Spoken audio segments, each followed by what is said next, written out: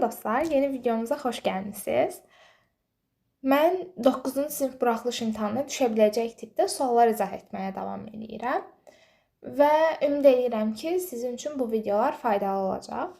Keçən videoda tövsiyə etdiyim kimi ilk öncə videonu dayandırıb özünüz həll etməyə çalışarsınız. Daha sonra mənim izahımı dinləyərsiniz. O zaman vaxt itirmədən keçək videomuza. İlk misalımızda deyir ki, bizə Y parabolası verilmişdir və onun təpə nöqtələrinin koordinatlarını istəyir.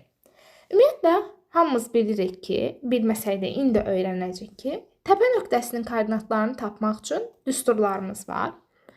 Bunun biri n bərabərdir mənfi b bölü 2a. Digəri isə n bərabərdir mənfi diskriminant bölünsün 4a-dır. Bu düsturlarda həm b-ni, həm a-nı, həm diskriminantı yerinə qoymaqla təpə nöqtəsinin koordinatlarını tapa bilərik.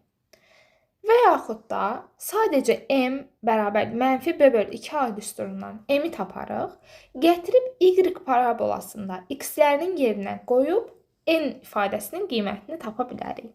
Yəni, nə demək istəyirəm? n bərabərdir mənfi b bölünsün 2a-dır. b-miz 4. Mənfi 4 bölünsün 2 vurulsun 1. Yəni a-mız da 1-dir. Bu da edir mənfi 2. Deməli, m-mizin qiyməti mənfi 2-dir. Gətirib y parabolasında x-lərin yerinə mənfi 2 qoyduqda, yəni 4 çıxılsın 8, ondan da 2 çıxdıqda, deməli, cavab mənfi 6 alınır. Deməli, n ifadəsinin qiyməti də mənfi 6-dır. n-i mənfi 6 tapdıq. M-i mənfi 2 tapdıq. Elə bizdən də təpə nöqtələrin koordinatlarını istəyir. Yəni, mənfi 2, mənfi 6. Cavabımız da Y variantı olur. Keçək digər misalımıza. Görürük ki, bizə çoxluqlara aid misal verilib. Və çoxluqlara aid misal gördükdə mən sizə tövsiyə edərdim ki, Venn diaqramını gətirin gözünüzün qarşısına. Elə mən burada Venn diaqramını çəkirəm. Aha.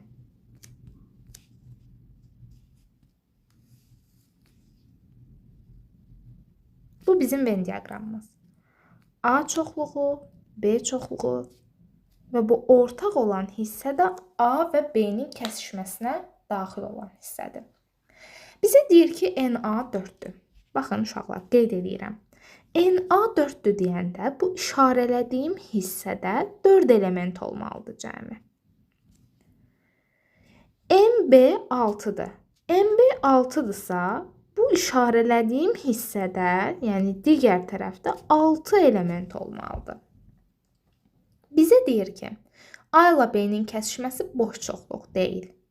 Yəni, həmin bu A ilə B-nin kəsişməsində, yəni bu hissədə müəyyən bir ədəd var və yaxud bir neçə ədədlər var. İndi bizdən A ilə B-nin birləşməsini istəyir. A ilə B-nin birləşməsi nədir? A ilə B-nin birləşməsi yalnız A-ya daxil olanlar, yalnız B-yə daxil olanlar və A ilə B-nin kəsişməsinə daxil olanların cəmidir. Yalnız A-ya daxil olanlar deyəndə nə nəzərdə tutulur?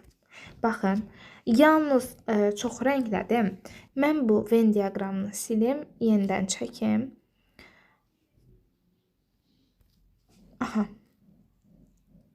Deməli, baxın, bura A idi, bura B idi.